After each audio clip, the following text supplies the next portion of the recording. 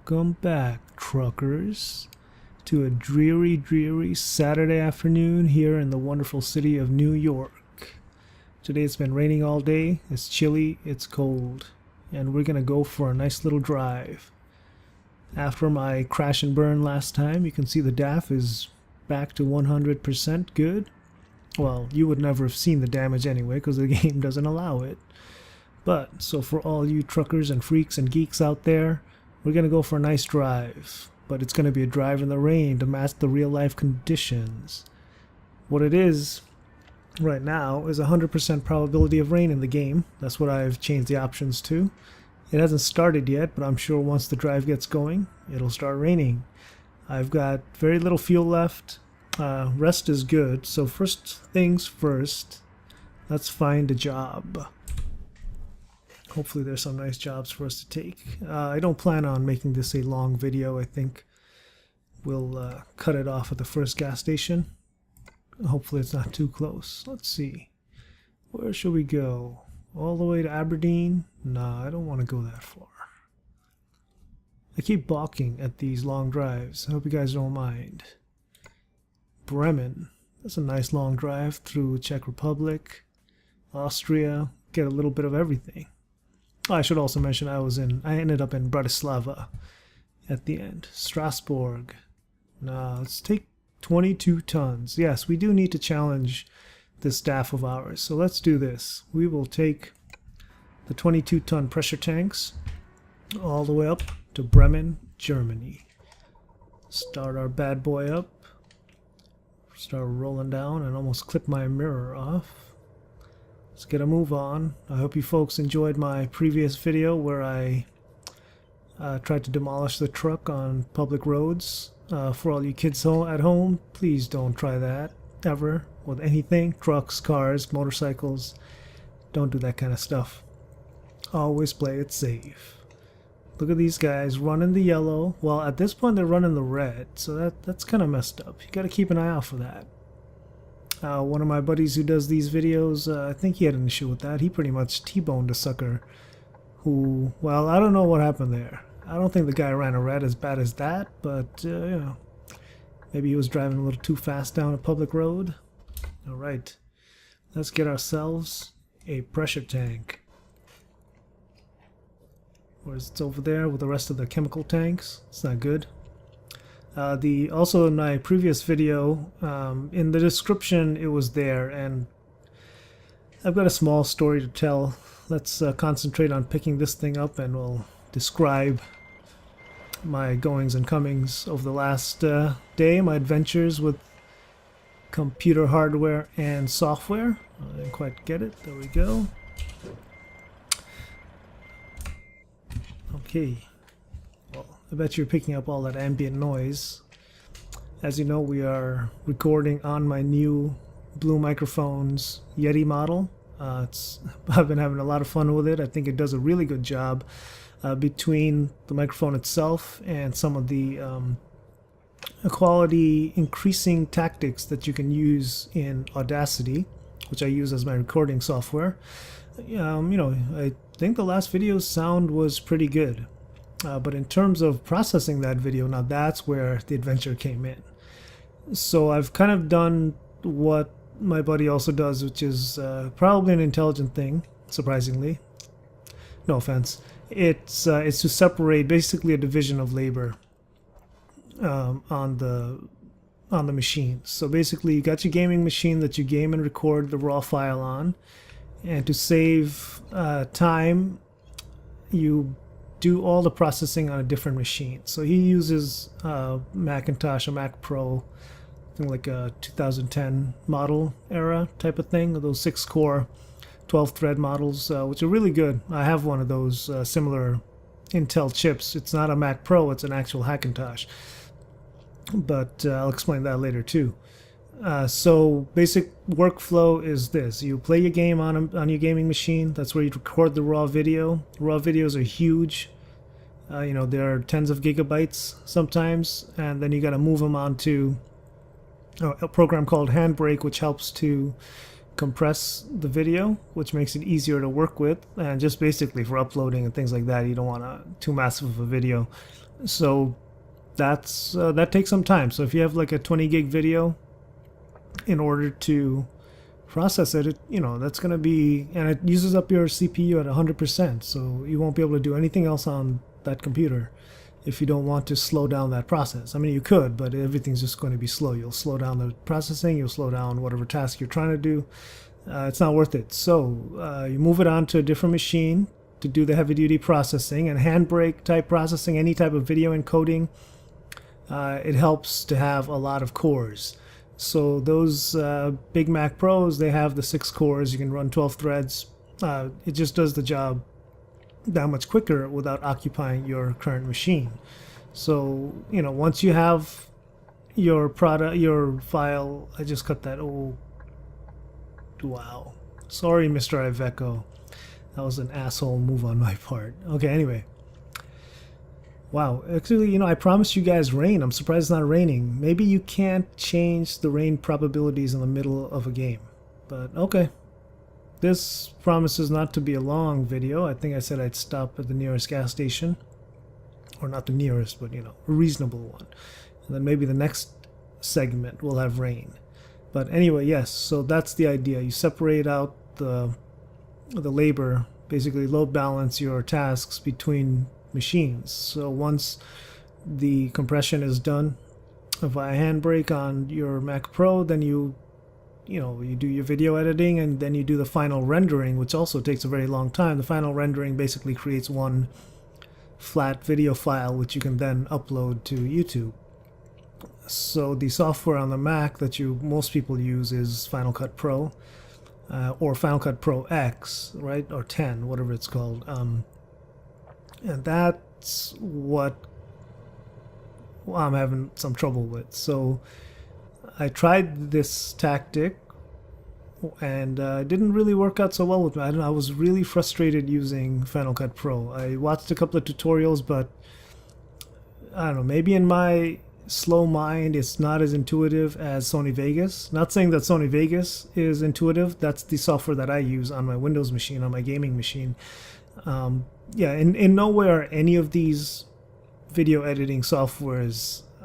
Okay, so I'm going around a blind curve. I didn't even check, but got lucky. Okay, so in no way are these things, and I passed another DAF, are these things intuitive. So don't think you'll just open them up and start working on them. You have to watch a few tutorial videos here and there. But it just seemed like the way Vegas does certain things, I just found it easier, and it kind of reminds me of the very old iMovie.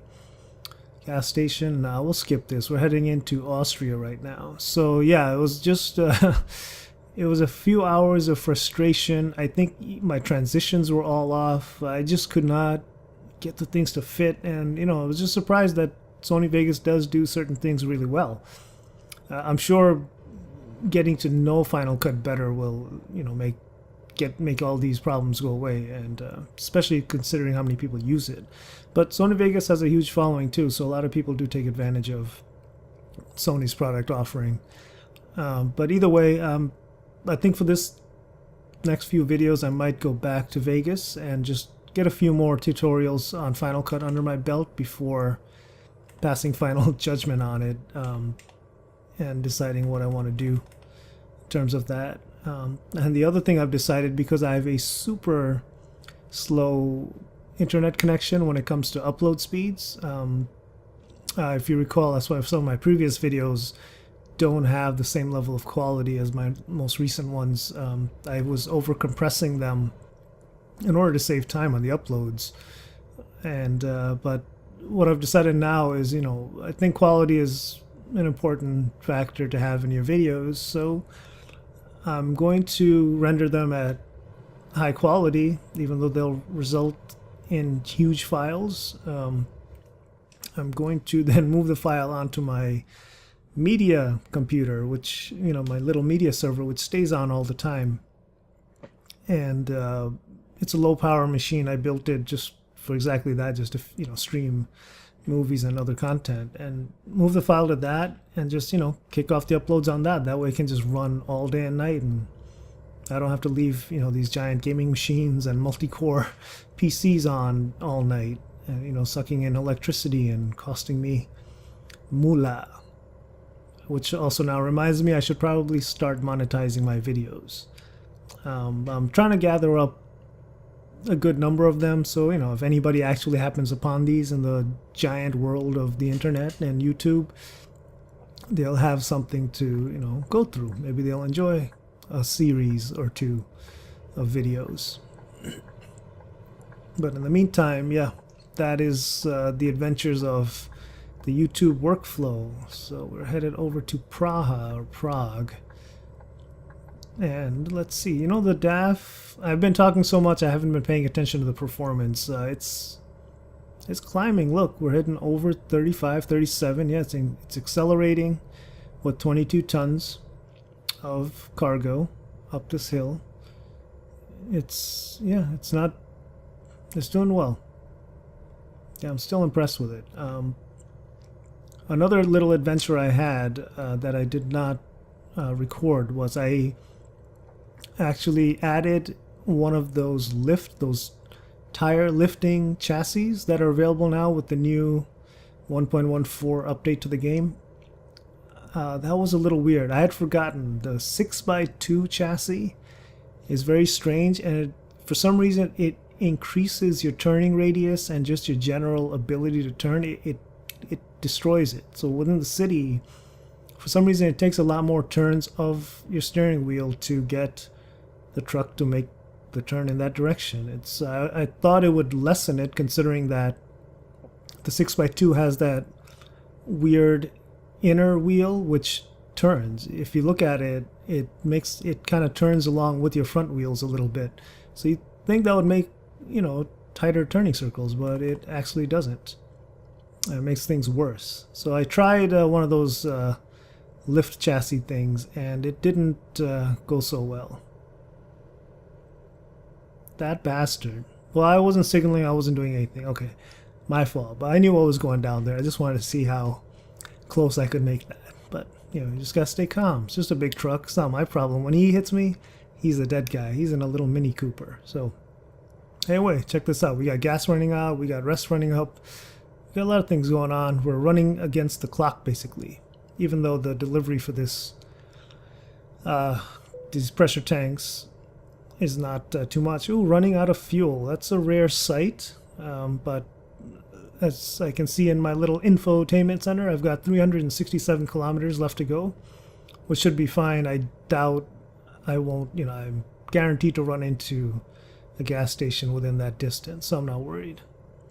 Unfortunately, these are just parking spots and no gas station. But usually when you see that, there's another gas station coming up. So no problems there. We should be able to fuel up and get going. Still a little disappointed we haven't hit any rain. But my feeling is, or suspicion is, I'll have to restart the game to get that to kick off. I just kind of changed the option and went right back into the game, which I had paused. So maybe it doesn't pick it up like that. I thought it would, but it doesn't, obviously. So we'll make that change for the next segment, and we'll have a nice long drive through the rain, which can be a little annoying. I'm a little worried about the... that was hilarious. The rear end of that car was sinking into the ground. I don't know if you noticed that. That was strange. It was kind of cool. It was like a real sports car. He kind of lowered himself to make that turn. But yeah, I'm worried a little about the audio because you do get the rain sound pitter-pattering. And with the truck engine, the road noise, other cars, we'll have to see how the audio levels work out. Yeah, other than that, right now we have estimated another 11 hours and 30 minutes to go. Hopefully that'll be cut down quite soon. I'm cooking at 130 kph. I didn't think I was moving this fast, but I am. And I'm about to do something really stupid because I can't get back in that lane, so I just did that. And I'm still going to continue doing really stupid things because it's a habit from last time. Sorry, guys. That guy was racing with me. I didn't even see him when I came back into that lane. I would have killed him and myself. Oh well. You need a little excitement, right? Little illegal actions. I was going to illegality. You need a little illegality. Okay, so we're coming up on a gas station and we're coming up on the end of this video segment. And yeah, I will be splitting these videos only because I have to quit and the next video is going to have the rain. So this will be a quick little video. Oh, this fool is coming in with me? No. Oh, he goes to the other side. Wonderful. So you guys want to watch me get gas? No, you don't want to watch me get gas and rest, do you? So adios for now. We'll see you back on the road quite soon.